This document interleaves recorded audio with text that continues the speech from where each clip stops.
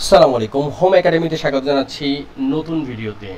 এই ভিডিওতে আমরা একটা ইন্টারেস্টিং বিষয় জানবো। এটা সরাসরি কোনো পাঠ্য বইয়ের অঙ্ক না, বাট অনেক ক্লাসে, ভর্তি পরীক্ষাতে, জবের বিভিন্ন প্রশ্নে এই জাতীয় প্রশ্ন থেকে থাকে। প্রশ্নটা হচ্ছে যে কিভাবে আমরা পূর্ণবর্গ সংখ্যা চিনতে পারব। তো দেখো, এখানে কিন্তু বেশ কিছু সংখ্যা দেওয়া আছে। ৬,৮৮৯, ৬,৮৯৯, তারপর ৭,০৫৬, ৭,০৬৬, এ জাতীয় বিভিন্ন ধরনের সংখ্যা দেওয়া আছে। এই সংখ্যাগুলো দেখে আমরা হঠাৎ করে কিভাবে বুঝবো যে সংখ্যাগুলো পূর্ণবর্গ সংখ্যা কিনা। তার আগে আবার একটা প্রশ্ন হচ্ছে, আমরা যদি না জানি পূর্ণবর্গ সংখ্যা কি, তাহলে কিন্তু আর হচ্ছে না। সর্বপ্রথম আমাদেরকে বুঝতে হবে যে পূর্ণবর্গ সংখ্যা কি। একটা ছোট্ট উদাহরণ দেই, যেমন 3কে যদি আমরা স্কোয়ার করি, তার মানে কি 3কে স্কোয়ার করলে হচ্ছে 3 গুণ 3 সমান হচ্ছে 9। আবার 4কে যদি আমরা স্কোয়ার করি, তাহলে 4 গুণ 4 অর্থাৎ হচ্ছে 16। আবার লক্ষ্য করো, 16কে যদি আমরা বর্গমূল করি অর্থাৎ রুট যদি করি, আমরা পাবো 4। দেখো, এই যে 16কে যখন আমরা বর্গমূল করছি, এই যে আমরা 4 পাইছি, এই 4 কিন্তু একটি পূর্ণ সংখ্যা। এখানে কিন্তু কোনো দশমিক বা ভগ্নাংশ আসে নাই। যখন কোনো সংখ্যাকে বর্গমূল করা হবে এবং একটি পূর্ণ সংখ্যা পাওয়া যাবে, তখন সেটাকে বলা হবে পূর্ণবর্গ সংখ্যা। ঠিক তদ্রূপ আমরা যদি 121কে রুট করি, তাহলে পাবো কিন্তু 11।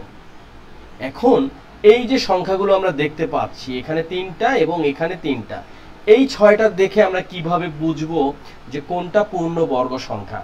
আমরা হয়তো বা 1 থেকে এই 10 পর্যন্ত মনে রাখছি, বা 11 স্কোয়ার মানে হচ্ছে 121, 12 স্কোয়ার মানে হচ্ছে 144, 13 স্কোয়ার মানে হচ্ছে 169। কিন্তু মোটামুটি এরপরে কিন্তু আমরা আর অতটা জানি না। ইভেন 15 স্কোয়ার মানে হচ্ছে 225, এইটা পর্যন্ত আমি অ্যাটলিস্ট জানি, এরপরে কিন্তু আমিও জানি না। তো এখন পূর্ণবর্গ সংখ্যা চেনার সবচেয়ে সহজ যে পদ্ধতিগুলো আছে, এর মধ্যে একটা পদ্ধতি হচ্ছে যদি আমরা প্রাইম ফ্যাক্টর বের করি, অর্থাৎ মৌলিক সংখ্যা বের করি। যেমন এই যে 16কে যদি আমরা 2 দ্বারা ভাগ করি, 2 একটা মৌলিক সংখ্যা, তাহলে এখানে আসতেছে 8। আবার যদি 2 দ্বারা ভাগ করি, তাহলে পাবো 4। আবার যদি 2 দ্বারা ভাগ করি, তাহলে পাবো 2। তাহলে এই 2 পেয়ার থেকে একটা 2 নিব, এই 2টা পেয়ার থেকে একটা 2 নিব। তার মানে 16কে আমরা রুট করলে পাবো হচ্ছে 4। এইটা তো 16 ছোট দেখে আমরা পারছি, কিন্তু এইসব বড় বড় সংখ্যার ক্ষেত্রে আমরা দেখা গেছে যে শেষ পর্যন্ত প্রাইম ফ্যাক্টর বা মৌলিক উৎপাদকে বিশ্লেষণ করতে গিয়ে শেষ পর্যন্ত দেখলাম যে এইটা পূর্ণবর্গ সংখ্যা না, কিন্তু অনেক সময় চলে গেছে। তো এখন দেখে কিভাবে আমরা বুঝবো। তো চলো, আজকের ভিডিওতে আমরা এই বিষয়টাই একটু আলোচনা করার চেষ্টা করি। আশা করি এই ভিডিওটা তোমাদের কাজে লাগবে। আমরা সেম জিনিসটা এখানে নিয়ে আসলাম, এবং এখানে দেখো আমি একটা পয়েন্ট আউট করছি, অনেকগুলো লাইন বিশ্লেষণ করছি। লাইন 1, 2, 3, 4, 5। দেখো, প্রথম লাইনে লেখা আছে, যদি শেষ সংখ্যা 2, 3, 7, 8 হয়, তাহলে সংখ্যাটি পূর্ণবর্গ হবে না। এখন কেন হবে না সেটার একটু আলোচনা করি। দেখো, আমরা যদি এইভাবে আলোচনা করি, দেখো যে 1কে স্কোয়ার করলে আমরা পাবো 1, 2কে স্কোয়ার করলে পাবো 4, 3কে স্কোয়ার করলে পাবো হচ্ছে 3 3 9, 4কে স্কোয়ার করলে পাবো 16, 5কে স্কোয়ার করলে পাবো হচ্ছে 25, তাই তো? আবার এখানে 6কে স্কোয়ার করলে পাবো 36, 7কে স্কোয়ার করলে পাবো হচ্ছে 49, 8কে স্কোয়ার করলে পাবো হচ্ছে 8 8 64, 9কে স্কোয়ার করলে পাবো হচ্ছে 81, এবং 10কে স্কোয়ার করলে পাবো আমরা 100। এখন পর্যন্ত আমরা বিস্তারিতভাবে কিন্তু কোনো কিছু আলোচনা করি নাই, কিন্তু একটু বোঝার সুবিধার্থে বলি। দেখো, যেই সংখ্যা দ্বারাই আমরা কিন্তু বর্গ করি না কেন, বর্গ মানে কি দুইটি সংখ্যার একই সংখ্যার গুণফল। তো দেখো, এই যে 1 থেকে এই 10 পর্যন্ত, মানে আলটিমেটলি কিন্তু এই সংখ্যাগুলোই কিন্তু ঘুরে ফিরে আসবে। লক্ষ্য করো, এখানে আমাদের 1 আসছে, শেষে 4 আসছে, 9 আসছে, 6 আসছে, 5 আসছে। আবার এখানে দেখো, আবার 6 আসছে, 9 আসছে, 4 আসছে, 1 আসছে, 0 আসছে। এর মানে কি, দেখো এখানে কিন্তু 2 আসে নাই, এখানে কিন্তু 3 আসে নাই, মানে শেষের ডিজিটের কথা বলতেছি আমরা। শেষের ডিজিটে কিন্তু দেখো যে 5 আসছে, 6 আসছে, 9 আসছে, কিন্তু 2 আসে নাই, 3 আসে নাই, 7 আসে নাই এবং 8 আসে নাই। এর অর্থ কি? যখনই কোনো সংখ্যা আমরা দেখব এবং সবার শেষের সংখ্যা যদি এরকম 2, 3, 7, 8 এই চারটা যদি থাকে, আমরা প্রথম ধাক্কায় ধরে নেব এটা পূর্ণ বর্গ সংখ্যা নয়।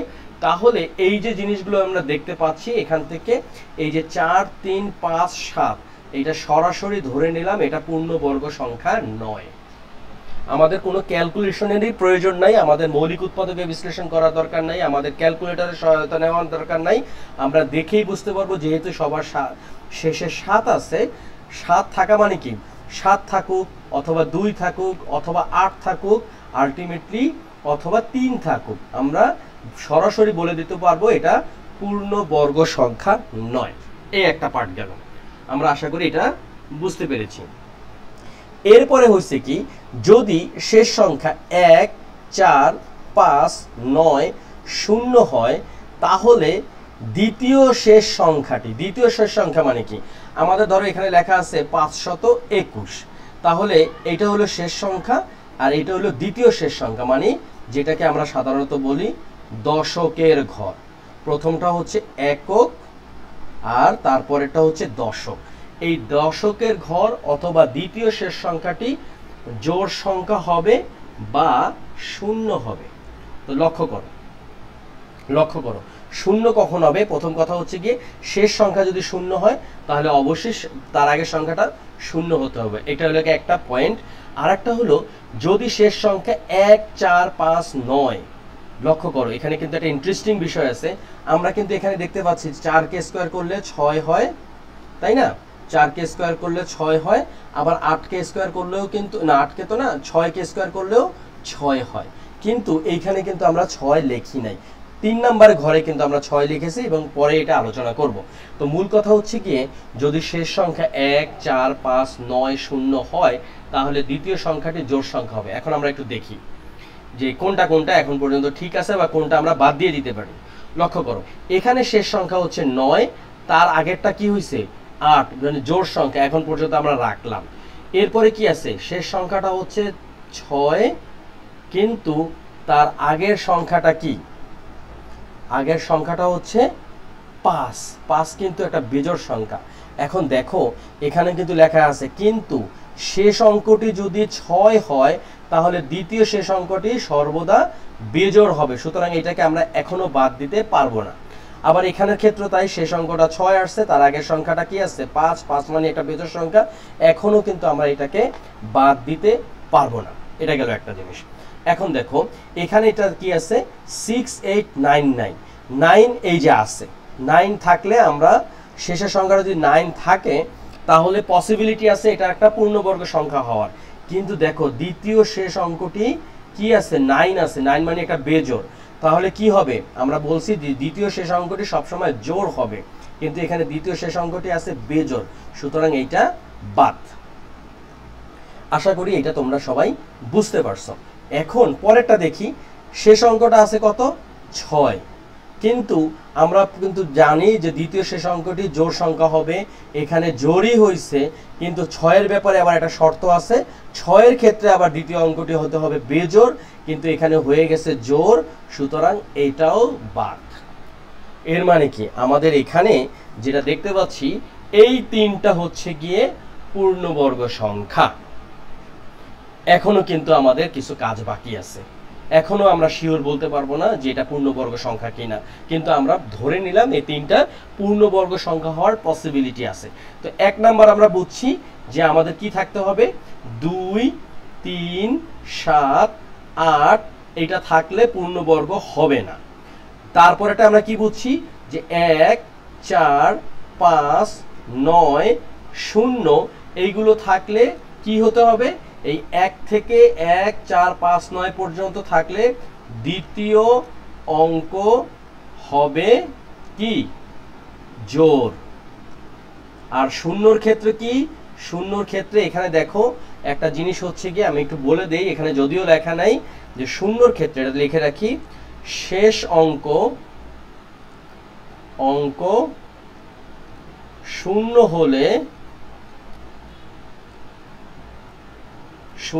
হলে দ্বিতীয় শেষ অঙ্ক শূন্য হবে।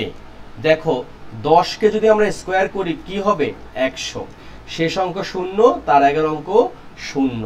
আবার দেখো যদি আমরা 30 কে স্কোয়ার করি তাহলে 900 আসতেছে, তো শেষ অঙ্ক শূন্য, তার আগেরটাও শূন্য।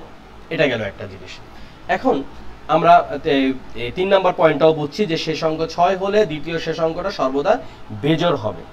এরপরে বলছি কি দেখো, যে যদি ডিজিট 5 হয়, অর্থাৎ শেষ অঙ্কটা যদি 5 হয় তাহলে দ্বিতীয় শেষ ডিজিট কি হবে 2 হতে হবে। কিভাবে সেটা দেখো, আমরা যদি 5 কে স্কোয়ার করি কত হয় 25, তো শেষ ডিজিট 5, তার আগে একটা কত হয়েছে 2। আমরা যদি 15 কে স্কোয়ার করি তাহলে আসবে 225, শেষ ডিজিট 5, তার আগে একটা কিন্তু 2। ওকে, আমাদের কিন্তু অনেকটা আগায় গেছি আমরা। এখন ফাইনাল যে বিষয়টা সবচেয়ে গুরুত্বপূর্ণ, আমাদের সব মিলল কিন্তু এই অংশটা যদি না মিলে তাহলে কিন্তু অঙ্কটা হবে না। কি বলছে এখানে, যে পূর্ণ বর্গ সংখ্যার ডিজিটাল যোগফল হবে বিজোড় অথবা 4, কিন্তু কখনোই 5 হবে না। কিভাবে দেখো, আমরা একটা একটা করে যদি চিন্তা করি, যে এখানে কি আছে 6, 8, 8, 9, আমরা একটু আলাদা লিখি, যে 6, 8, 8, 9 কি বলছে, যে ডিজিটাল যোগফল। ডিজিটাল যোগফলটা কি, 6 আর 8 যোগ করলে হয় 14, 14 আর 8 যোগ করলে হয় কত 22, 22 আর 9 যদি যোগ করি আমাদের হতে হবে কত, হতে হবে হচ্ছে 22 আর 9 হচ্ছে 31। এখন কথা হচ্ছে এই হলো আমাদের 31। এরপরে আমাদের বলছি কি এটা ডিজিটাল যোগ। এই 31 অর্থাৎ 3 আর 1 কে যদি আমরা যোগ করি পাবো হচ্ছে 4। লক্ষ্য করো সূত্রটা কি, যে পূর্ণবর্গ সংখ্যার ডিজিটাল যোগফল হবে বিজোড়। এটা কিন্তু 4 আসছে, এটা কিন্তু বিজোড় হলো না, এটা হয়ে গেল কিন্তু জোড়, কিন্তু বা 4, কিন্তু কখনোই 5 হবে না। অর্থাৎ দেখো 4 যেহেতু পেয়েছি এবং দেখো এখানে যে যতগুলো সূত্র আছে তা কিন্তু মিলে গেছে। ফার্স্ট অফ অল হচ্ছে গিয়ে সবার শেষ ডিজিটটা হচ্ছে 9, এটা আমাদের সূত্র অনুযায়ী ঠিক আছে, যে 1, 4, 5, 9 থাকলে পসিবিলিটি আছে পূর্ণবর্গ সংখ্যার। তারপরে কি 9 যদি থাকে তাহলে সেকেন্ড ডিজিটটা হতে হবে জোড় সংখ্যা। দেখো লেখা আছে যে যদি শেষ অঙ্ক এই হয় তাহলে দ্বিতীয় শেষ অঙ্কটি জোড় সংখ্যা বা শূন্য হবে। দেখো এখানে কিন্তু কি হয়েছে, জোড় সংখ্যা হয়েছে। এরপরে কি বলছে, আমাদের সূত্র অনুযায়ী হচ্ছে গিয়ে ডিজিটাল যোগফল হতে হবে হয় বিজোড় অথবা 4, আমরা কিন্তু 4 পাইছি। সুতরাং আমরা যদি ক্যালকুলেটরে চাপ দেই 6, 8, 8, 9, এটাকে যদি আমরা রুট করি তাহলে সুন্দর করে আমরা পেয়ে যাব কত 83। সুতরাং এটি একটি পূর্ণ বর্গ সংখ্যা। প্রথমে আমরা কি নিছি, পসিবিলিটির ধাপে রাখছি, যে এটা হইতেও পারে নাও হইতে পারে, বাট আমরা সব ক্রাইটেরিয়া ফুলফিল করে দেখলাম এটা ঠিক আছে। এখন আমরা 7056 কে একই জিনিসভাবে কল্পনা করার চেষ্টা করি। সেটা কি দেখো, যে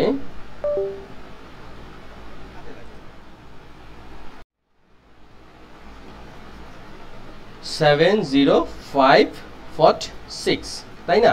প্রথম শর্ত কি, এখানে আছে 6, 6 এর যে একটা সূত্র আছে সেটা কি হবে, যে শেষ অঙ্কটি 6 হলে দ্বিতীয় শেষ অঙ্কটি সর্বদা বিজোড় হবে। তো দেখো 6 ঠিক আছে, তার আগে একটা বিজোড়, এটাও ঠিক আছে।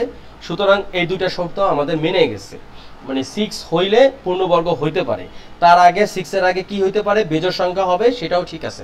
এখন আমরা ডিজিটাল যোগ করি, 7, 5, 12, তাই তো 7 আর 5 হচ্ছে 12, 12 আর 6 কত, 12 আর 6 যোগ করলে আমরা পাচ্ছি হলো 18।